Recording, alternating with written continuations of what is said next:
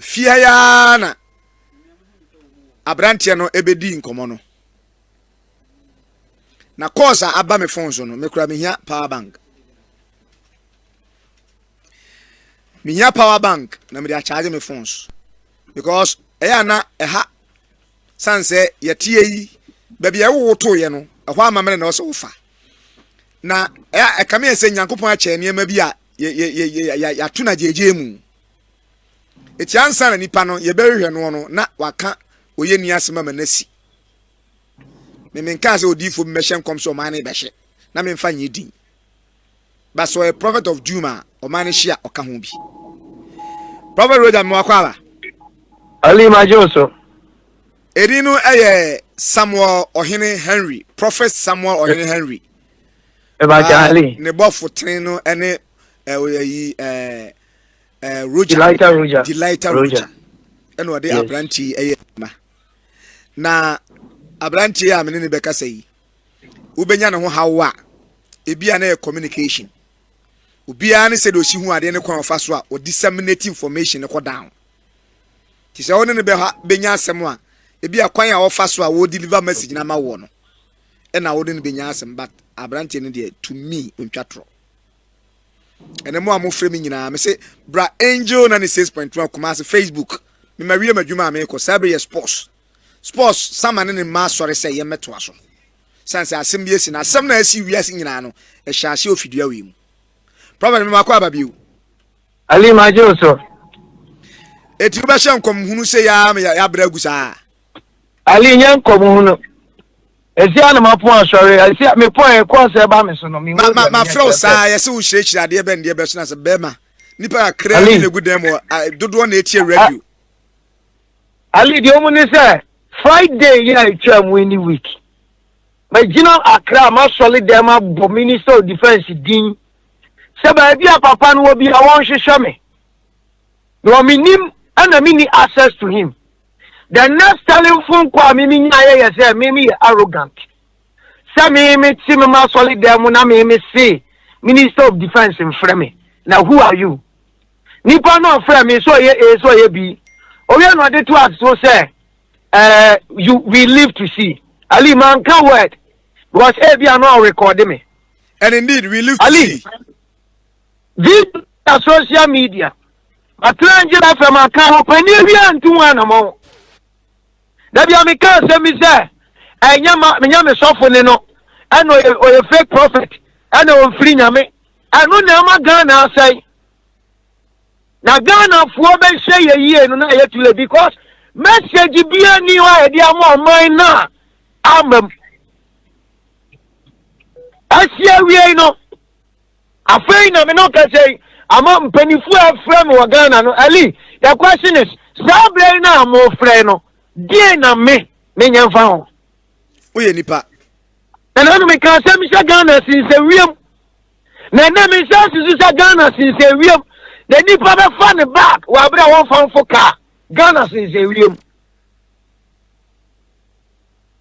Ghana since wiem in the realms of the spirit Ghana since wiem and the wiem nyina kaidi nyina kaidi now my Ghana as since wiem na time wa Ghana mpanifo ebe unu say Ghana radia say bibi no na on my way no na ye kasia fofora adi nipa nyina ani on my mpanifo nyina baba Ghana no na say ye nasi Ali, we are not safe as a country. What we show you so maka Ali, ya nya penny batem po amfreyen. Esi we ya mo frɛ first house, mo frɛ offication, mo frɛ dia ni anyamfa ho. Dia ni anyamfa ho. Asiawie. Na Ghana for be unu say there was a prophet in the country no. Ali, sabre na too late. Mama can of videos without fear, sir. You can me to me, passer, a radiaman to me. Ali, and that may come of videos, sir. Or be any gun of it, make us a prophet treasure, a radiaman to me. About the Unumu Padia. Thank you, school near Qua. Can be a voice has been a bank at Mamma. There be emeritus. Muchimi free akwa Nigeria. Ebile TV Joshua tiasie. Muchimi tu kwa South Africa. Akwa difo onom. Na Ghana difo yeti kroyimu mumbu ya all because of say. Ya wamrani bi say Kumasi ya sofuo.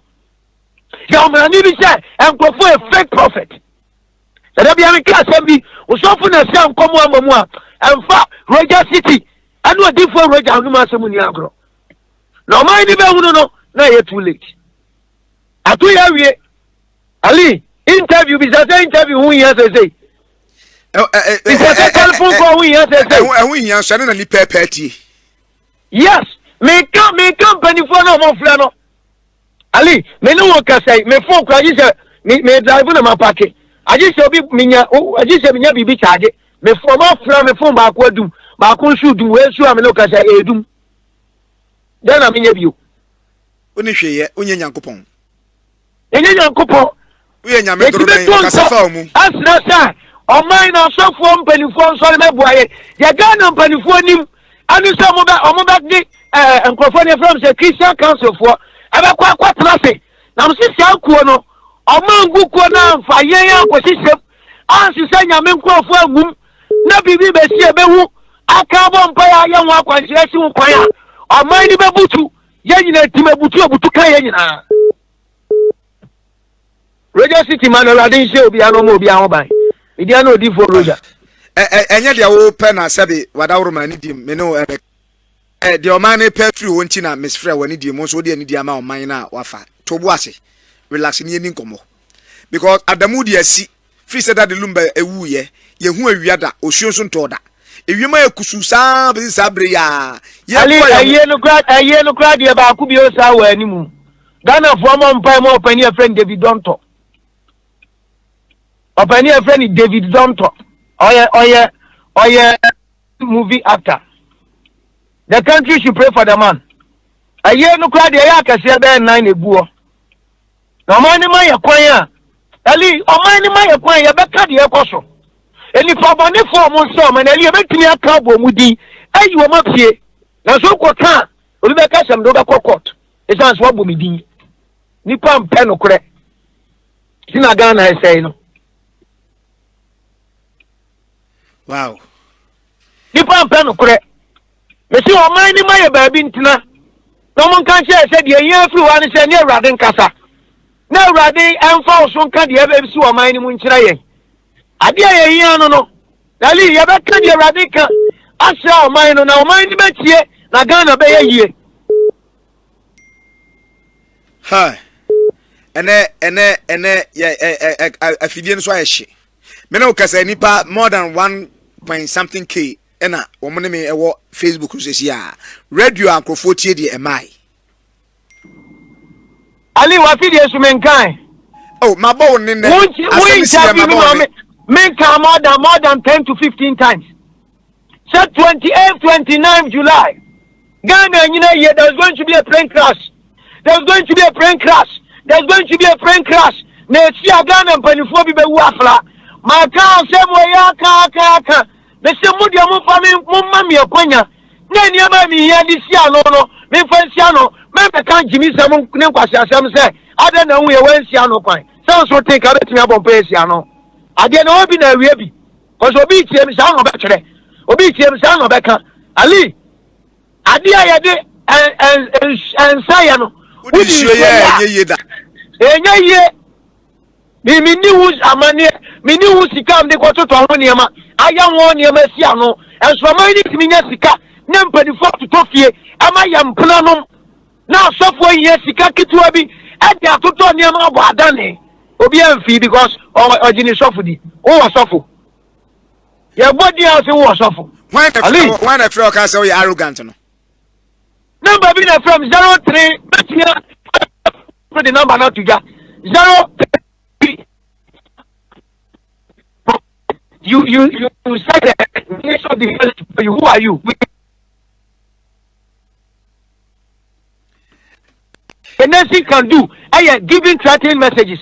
Deal with me. Now here we are. Who is dealing with the other?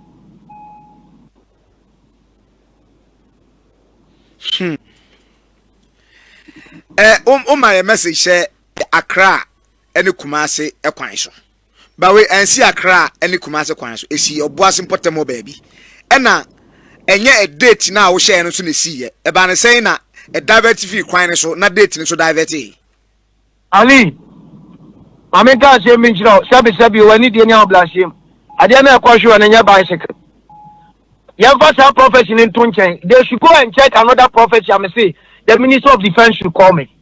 They should go and check that one. Now you will August in your first week. Your first week. We are in the first week of August. Ali. And how can I say last week of July? Maybe last week of August, and we are in the first week of August. The only people will understand the prophetic numbers.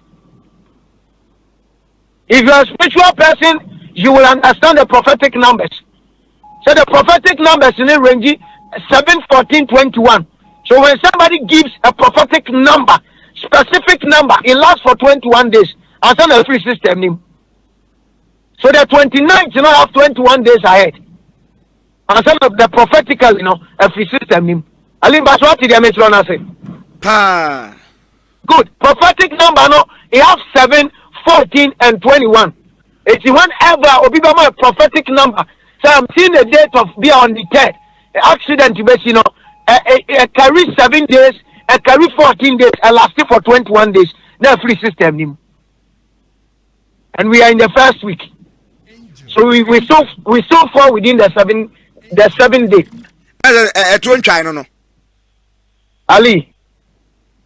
Young cancer be a quiet come no credit. Nyabotre Ali question that now Roger City. With all due respect, they can assemble as well me say, I'm not gonna find your margin set 29 fletchum, because we are munye. Ali Bajo now we are Salobi. Make Bajo now we you were there. Oba stand over some me say, Magana for be on Facebook, TikTok, be a media dancer. Me say Magana for your margin set 29 fletchum. Now until said the 14 days away and Nimono, I bet you Ghana and you're safe. Ali, I said it Sunday.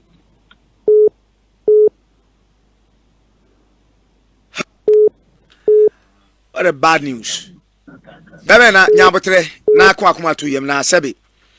Elia Moko woso aba. Udi ni pechi a woso manfa so. Eden no man Ghana yenye sabri.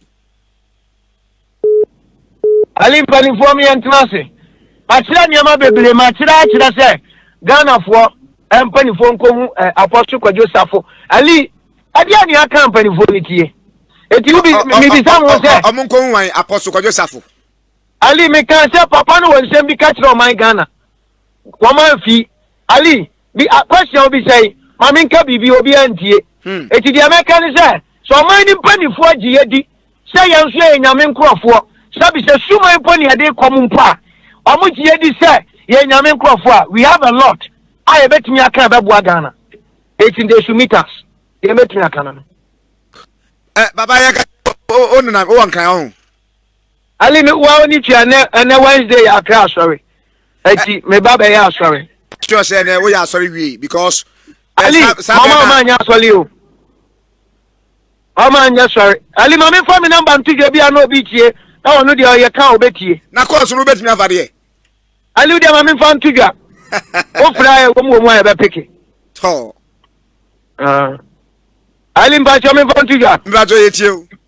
Aya 0245 0245 77